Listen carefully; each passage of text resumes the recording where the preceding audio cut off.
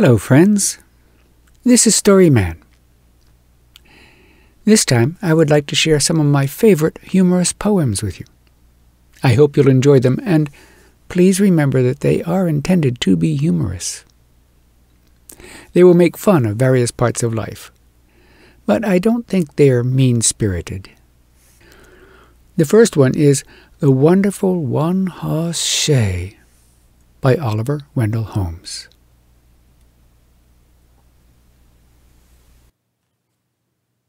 The Deacons Masterpiece, or The Wonderful One-Hoss Shay, a logical story by Oliver Wendell Holmes.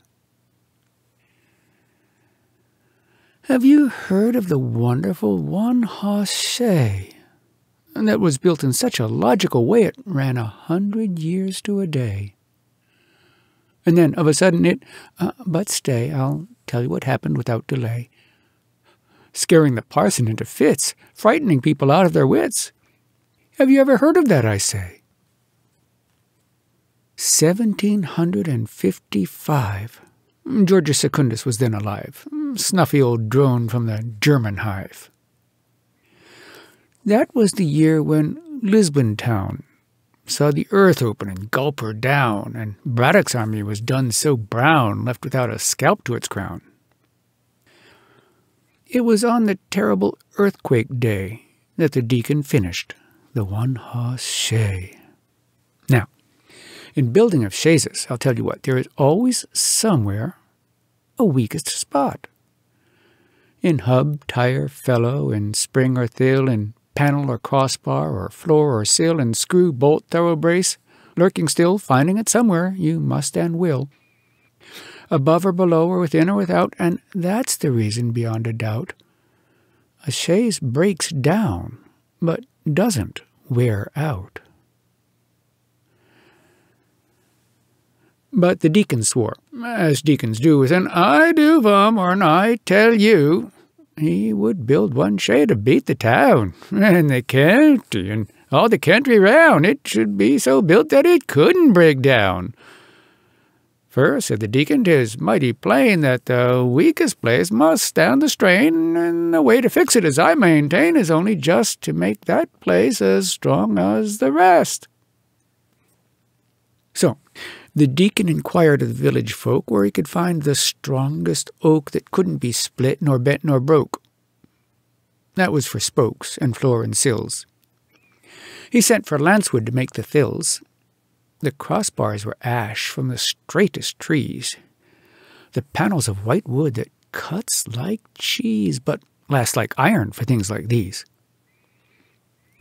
The hubs of logs from the settlers' ellum, a last of its timber, they couldn't sell 'em. Never an axe had seen their chips, and the wedges flew from between their lips. Their blunt end frizzled like celery tips. Step and prop iron, bolt and screw, spring, tire, axle, and linchpin too, steel of the finest, bright and blue.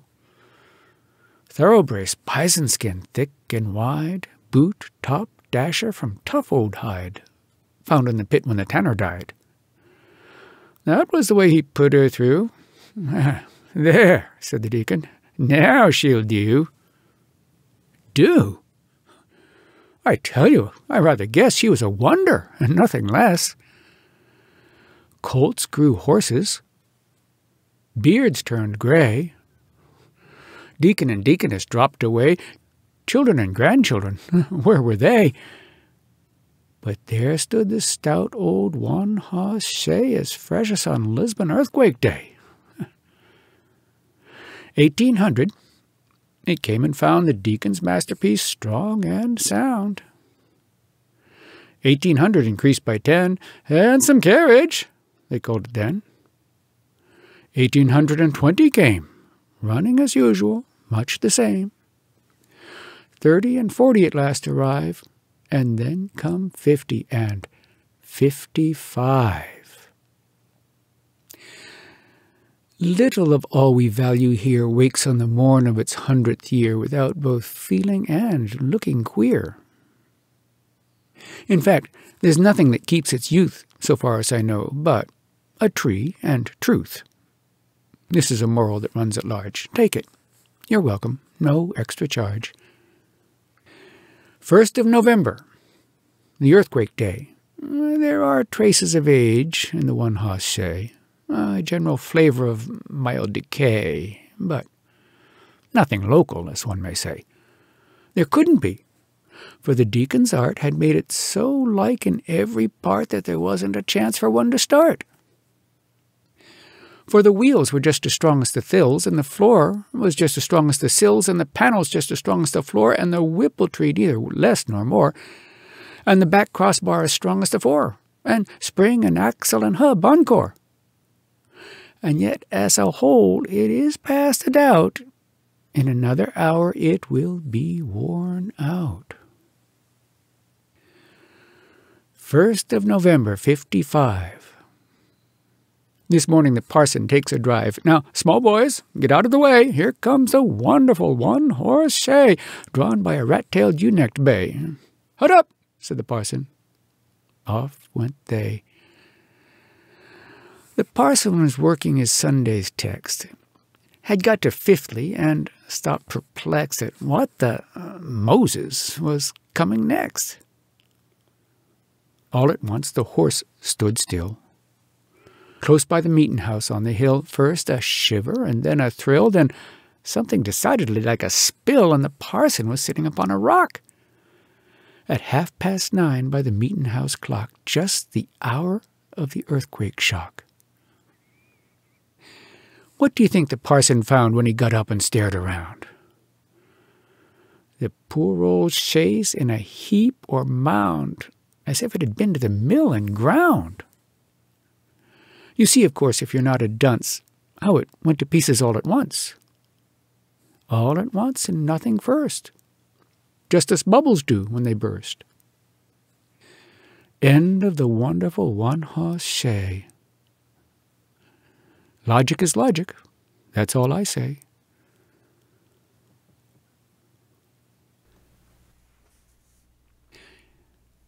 Next is a short poem I've always loved. The Old Sailor by A. Milne.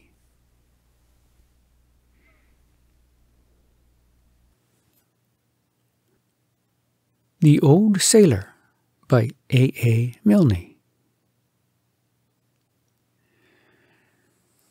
There was once an old sailor my grandfather knew who had so many things which he wanted to do that whenever he thought it was time to begin, he couldn't because of the state he was in.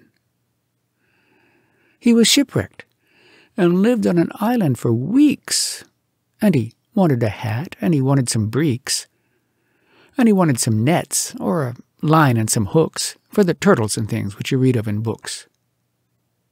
And thinking of this, he remembered a thing which he wanted for water, and that was a spring.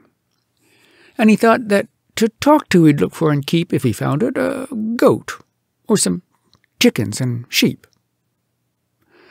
Then because of the weather he wanted a hut, with a door to come in by, which opened and shut with a jerk, which was useful if snakes were about, and a very strong lock to keep savages out. He began on the fishhooks, and when he'd begun he decided he couldn't because of the sun. So he knew what he ought to begin with, and that was to find or to make a large sun-stopping hat. He was making the hat with some leaves from a tree when he thought, I'm as hot as a body can be, and I've nothing to take for my terrible thirst. So I'll look for a spring, and I'll look for it first. Then he thought as he started, oh dear and oh dear, I'll be lonely tomorrow with nobody here. So he made in his notebook a couple of notes. I must first find some chickens, and, goats. He had just seen a goat, which he knew by the shape, when he thought, but I must have a boat for escape. But a boat means a sail, which means needles and thread, so I'd better sit down and make needles instead. He began on a needle, but thought as he worked that if this was an island where savages lurked, sitting safe in his hut he'd have nothing to fear. whereas now they might suddenly breathe in his ear. So he thought of his hut, and he thought of his boat, and his hat, and his breeks, and his chickens and goat, and the hooks for his food, and the spring for his thirst, but he never could think which he ought to do first. And so in the end, he did nothing at all, but basked on a shingle wrapped up in a shawl, and I think it was dreadful the way he behaved. He did nothing but basking until he was saved.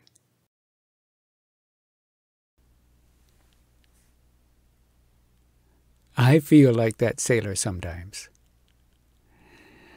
Finally, we have 2 poems by the Australian writer Banjo Paterson. Mulga Bill's Bicycle and Johnson's Antidote.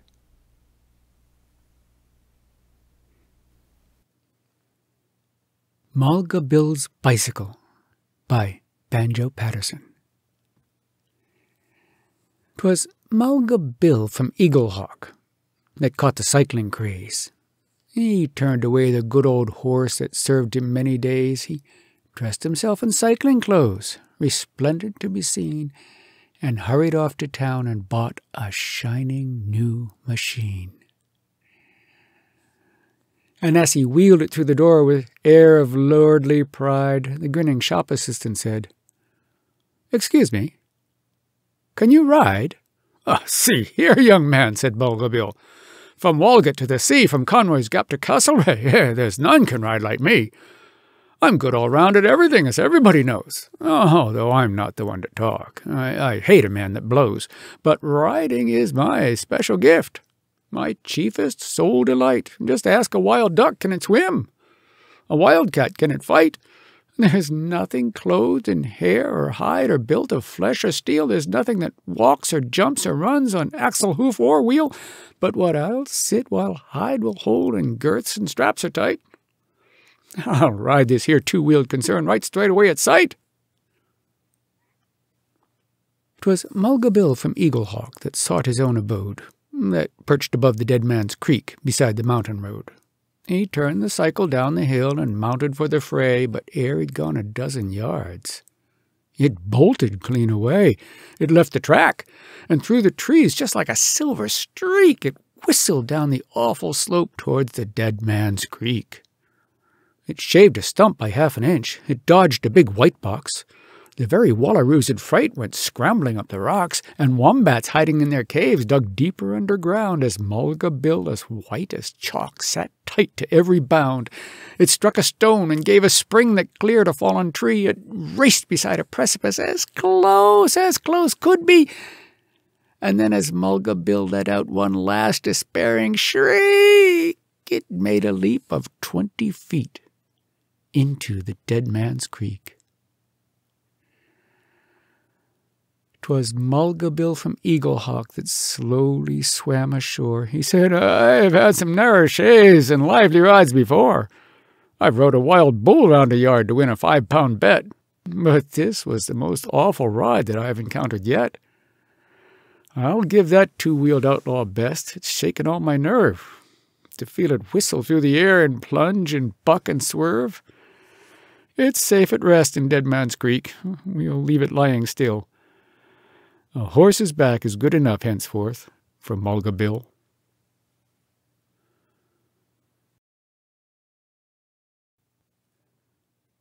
Johnson's Antidote by Banjo Paterson.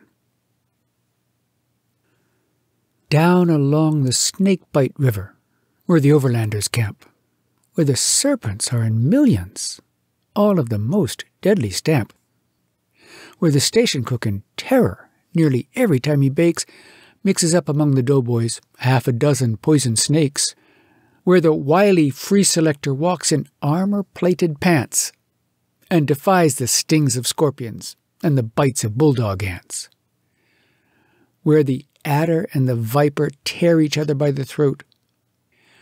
There it was that William Johnson sought his snakebite antidote.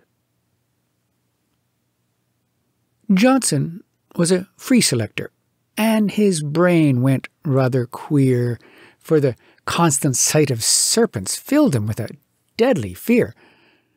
So he tramped his free selection morning, afternoon, and night, seeking for some great specific that would cure the serpent's bite. Till King Billy of the Mookie, chieftain of the Flower Bag Head, told him, "S'posen snake bite feller mostly drop down dead. S'posen snake bite old goanna. Then you watch a while, you see old goanna cure himself with eating little feller tree." "That's the cure," said William Johnson. "Point me out this plant sublime." But King Billy, feeling lazy, said he'd go another time. Thus it came to pass that Johnson, having got the tale by rote, followed every stray goanna, seeking for the antidote. Loafing once beside the river while he thought his heart would break, there he saw a big goanna fighting with a tiger snake. In and out they rolled and wriggled, bit each other, heart and soul, till the valiant old goanna swallowed his opponent whole. Breathless, Johnson sat and watched him, saw him struggle up the bank, saw him nibbling at the branches of some bushes, green and rank, saw him, happy and contented, lick his lips as off he crept, while the bulging in his stomach showed where his opponent slept. Then a cheer of exultation burst aloud from Johnson's throat. "Luck at last," said he. "I've struck it. 'Tis the famous antidote. Here it is, the grand elixir, sweetest blessing ever known. 20,000 men in India die each year of snakes alone. Think of all the foreign nations, Negro, Chow, and Blackamoor, saved from sudden expiration by my wondrous snake-bite cure. It will bring me fame and fortune. In the happy days to be, men of every clime and nation will be round to gaze on me. Scientific men in thousands, men of mark and men of note, rushing down the Mookie River after Johnson's antidote. It will cure delirium tremens when the patient's eyeballs stare at imaginary spiders, snakes which really are not there. When he thinks he sees them wriggle, when he thinks he sees them bloat, it will cure him just to think of Johnson's snake-bite antidote." Then he rushed to the museum, found a scientific man. "Trot me out a deadly serpent, just the deadliest you can. I intend to let him bite me. All the risk I will endure, just to prove the sterling value of my wondrous snake-bite cure. Even though an adder bit me, back to life again I'd float. Snakes are out of date, I tell you, since I've found the antidote." Said the scientific person, "If you really want to die, go ahead, but if you're doubtful, let your sheepdog have a try. Get a pair of dogs and try it. Let the snake give both a nip. Give your dog the snake-bite mixture, let the other fellow rip. If he dies and yours survives him, then it proves the thing is good. Will you fetch your dog and try it?" Johnson rather thought he would. So he went and fetched his canine, hauled him forward by the throat. "Stump, old man," says he. "We'll show them we've got the genuine antidote." Both the dogs were duly loaded with the poison gland's contents. Johnson gave his dog the mixture, then sat down to wait events. "Mark," he said, "in 20 minutes Stump will be a-rushing round while the other wretched creature lies a corpse upon the ground." But alas for William Johnson! Ere they'd watched a half-hour's spell, Stumpy was as dead as mutton. T'other dog was live and well. And the scientific person hurried off with utmost speed, tested Johnson's drug, and found it was a deadly poison weed. Half a tumbler killed an emu, half a spoonful killed a goat. All the snakes on earth were harmless to that awful antidote. Down along the Mookie River, on the overlanders' camp, where the serpents are in millions, all of the most deadly stamp, wanders daily William Johnson down among those poisonous hordes, shooting every stray goanna. Calls them black and yellow frauds, and King Billy of the Mookie, cadging for the cast-off coat, somehow seems to dodge the subject of the snake-bite antidote.